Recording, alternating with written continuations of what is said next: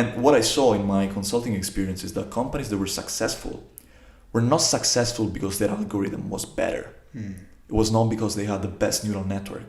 Right. It was because they had a better strategy, a better understanding of what AI could do.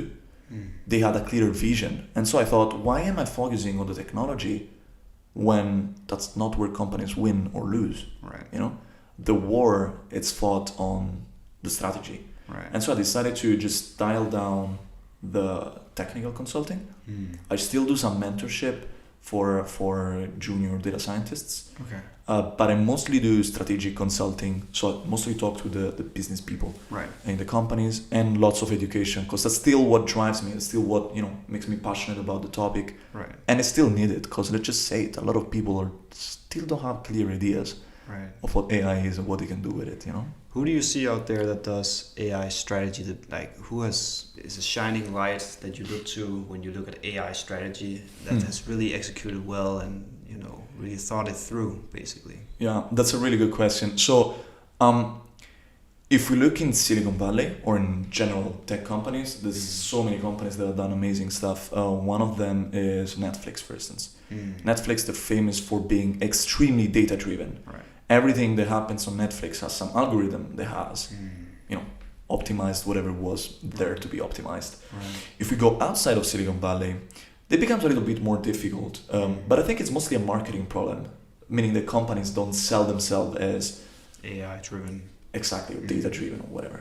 But Booking.com, for instance, is an amazing organization that uses data across every step of their processes.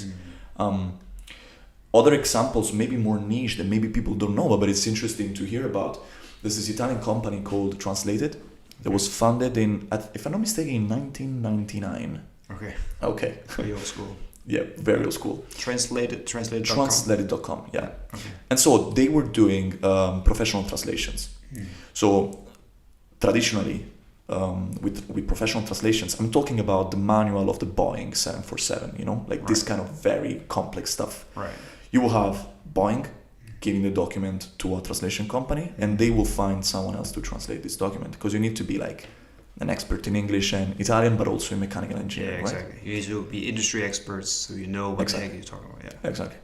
And so they wanted to remove basically these middlemen and be able to match documents and professional translators. Yeah. And so the reason why I'm talking about them is because this strategy was, I think, amazing. In the beginning, they used AI, which today it's weird to call it AI, but at the time, Paul Graham, the founder of Y Combinator, made a blog post talking about AI to classify spam emails. Okay? Right. And he read a blog post, Marco, the founder of Translated, and thought, well, I can do the same with resumes. Right. And so he started using AI at the time to sort resumes. Then when he had more data, he thought, well, maybe I can use AI to find the best translator for each document. Right. And then when he got even more data, he thought, well, maybe I can use all these professional translations to build my own AI translator. For professionals. Exactly. So fast forward to today, I think between English and Italian, 73% of the words are translated by AI, Wow. and 27 are humans, professional translators.